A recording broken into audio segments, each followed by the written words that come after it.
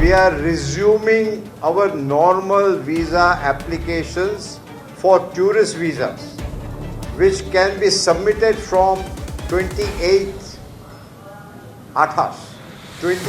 of June 2026. তারা আমাদের ছাড়া অচল। কলকাতা অলরেডি আমাদের ছাড়া একটা পঙ্গু হয়ে গেল, তাদের ব্যবসায়ীরা, তাদের দোকানপাট বন্ধ। আমরা ইউটিউবে দেখি তারা অনেকটা বুক চাপড়ে বলে যে বাংলাদেশ না আসলে আমরা না খেয়ে মরবো। আমার মন চাচ্ছে যে আমি ইন্ডিয়া গিয়ে চিকিৎসা নিব, ইন্ডিয়ার ভালো ভালো চিকিৎসা হয়। ভারত পতনের মতো ভারত বাংলাদেশ সম্পর্কের অবনতি ঘটে 2024 জুলাইয়ের পর। লাগাতার ভারত বিরোধিতায় এখনো লাগাম টানা যায়নি।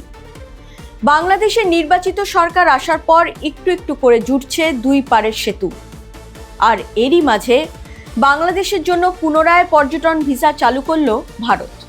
ভারতের সিদ্ধান্তে উচ্ছ্বসিত বাংলাদেশের সাধারণ মানুষ।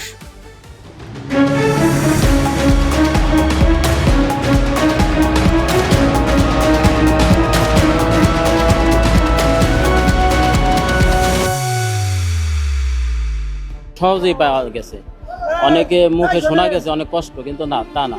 17 তারিখে দিয়েছিলাম, মেসেজ গেছে 22 তারিখেই, কিন্তু আমি আসতে পারিনি, ফরিদপুর বাড়ি তো, আসতে পারিনি। আজকে এসে নিয়ে গেলাম। কথা রেখেছেন দীনেশ ত্রিবেদী। বাংলাদেশের মাটিতে পা দিয়ে ভারত বাংলাদেশ ভিসা সংক্রান্ত জটিলতা মেটানোর আশ্বাস দিয়েছিলেন। 2 বছর পর আবার বাংলাদেশের জন্য পর্যটন ভিসা চালু করল ভারত। ভারতের ভিসা কেন্দ্রগুলির সামনে সকাল থেকে লম্বা লাইন। ঘন্টার পর ঘন্টা লাইনে দাঁড়িয়ে ভারতীয় ভিসার জন্য অপেক্ষায় বাংলাদেশের সাধারণ মানুষ। দেখুন সেই ছবি।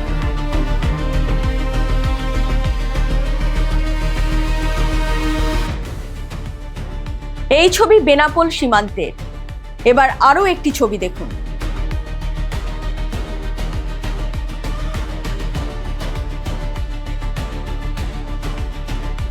ভিসা আবেদনের এতটাই চাপ যে প্রায়শই ডাউন হয়ে যাচ্ছে সার্ভার। তবু অপেক্ষার শেষ নেই। আবেদনকারীরা জানাচ্ছেন দীর্ঘদিন ধরে ভারতের ট্যুরিস্ট ভিসা পাওয়ার জন্য তারা সময় গুনছিলেন। ট্যুরিস্ট ভিসার জন্য আবেদন করেছি, ইন্ডিয়াতে যাব ঘোরাঘুরির জন্য। আমরা তো গত 2 বছর থেকে অপেক্ষা করছি যে কবে চালু হবে। 12 জুন বাংলাদেশে নিযুক্ত ভারতীয় হাই কমিশনার হিসেবে দায়িত্ব গ্রহণ করেছেন দীনেশ ত্রিবেদী। এর কিছুদিনের মধ্যে ভারতীয় ভিসা প্রসেসে গতি ফেরে। ডক্টর ইউনূসের আমলে দুই দেশের মধ্যে যে রাজনৈতিক জটিলতা শুরু হয়েছিল, ভারত তা মেটাতে উদ্যোগী হয়েছে।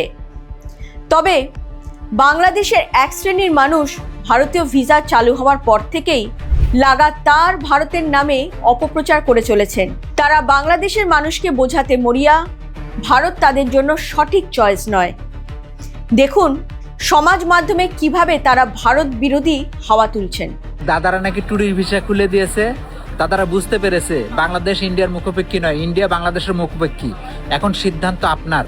আপনি কি ট্যুরিস্ট ভিসায় গিয়ে দাদার হাতে টাকা তুলে দিয়ে দাদারা ওই টাকা দিয়ে গুলি কিনে বর্ডারে আপনার ভাইয়ের বুকে গুলি করবে? আপনি কি এটা চান? যদি চান তাহলে দাদাদের কাছে যান। আগামী 28শে জুন ভারত তারপর ট্যুরিস্ট ভিসা চালু করতেছে। তো বাংলাদেশিদেরকে উদ্দেশ্য করে বলবো, আপনারা কেউ ভারতে ট্যুরে যাইবেন না। কারণ কি জন্য যাবেন না, ওই দেশের উগ্রবাদী হিন্দুরা আপনাকে বাংলাদেশি ট্যাগ দিয়ে আপনার বড় ধরনের ক্ষতিও করে দিতে পারে। এটা একটা সমস্যা। আর একটা সমস্যা হচ্ছে যে ওদের দেশের অর্থনীতিকে কখনোই চাঙ্গা করা যাবে না। দিল্লি না ঢাকা, ওই স্লোগানটা ঠিকই ওইভাবেই থাকবে, দিল্লি না ঢাকা।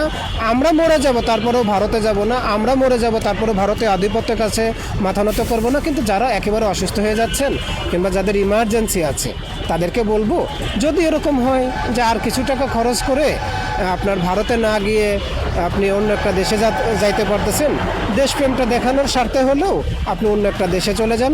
ভারতকে আমাদের আর প্রয়োজন নাই।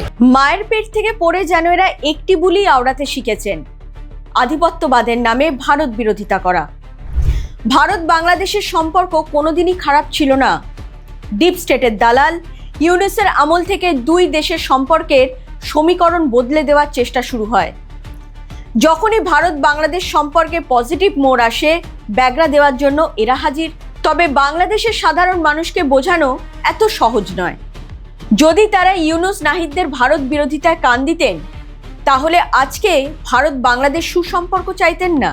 আমাদের পার্শ্ববর্তী দেশ, ওখানে ঘোরার জন্য খুব সুন্দর জায়গা আছে। আমি ইতিপূর্বে অনেকবার গিয়েছি ভারতে। 2 বছর ভিসা জটিলতার কারণে যেতে পারিনি, কিন্তু এখন যদি যে ভিসাটা পাই তাহলে আবার যাব। 2 দেশের সহযোগিতা ছাড়া তো এটা সম্ভব হতো না, তো 2 দেশের সহযোগিতার কারণে ভিসাটা চালু হয়েছে। এটা কি শুধুমাত্র তাদের কাছে প্রয়োজন? একেবারেই না। দেশে ঘটে যাওয়া এত কিছু পরেও তারা জানালেন ভারত তাদের কাছে নিরাপদ।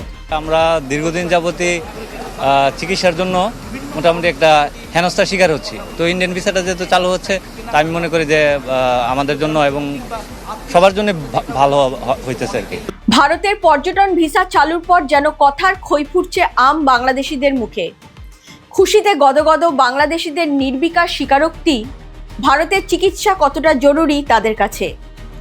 কথা বেচে তাদের দিন চলে না, তাই সার্জিস ফুয়াদপন্থীদের কথা তারা ফুৎকারে উড়িয়ে দিতে পারেন। নোংরা রাজনীতি নয়, ভালোভাবে বেঁচে থাকাটাই তাদের লক্ষ্য। তাই দেখা যাচ্ছে বাংলাদেশের মানুষ যা ভাবেন, যা চান, ঠিক তার উল্টো ছবি তুলে ধরেন সার্জিসরা। ভারতের ভিসা চালু তাদের কাছে কোনো ফন্দি নয়, বরং জরুরি। বাংলাদেশের মানুষের মনের কথা বুঝে ভারত সরকার সেই কাজটাই করে চলেছে। 2 দেশের মানুষের যন্ত্রণার কথা প্রকৃতই বুঝেছিলেন দীনেশ ত্রিবেদী। যদিও এই নিয়ে কম জলঘোলা হয়নি। জামাত আমির শফিকুর রহমান দীনেশ ত্রিবেদীর এই কথাকে বাংলাদেশের জন্য হুমকি ধরে নিয়েছিলেন। মাঠের বাস্তবতা আর সমাজ মাধ্যমকে হাতিয়ার করে প্রচার করা, দুয়ের মধ্যে আকাশ পাতাল তফাৎ। মাঠের বাস্তবতা বুঝেই বাংলাদেশবাসীর পাশে দাঁড়ালো ভারত। এই রকম আরও খবর পেতে চোখ রাখুন জিও পালস টিভিতে। লাইক করুন, সাবস্ক্রাইব করুন, শেয়ার করুন জিও পালস টিভি।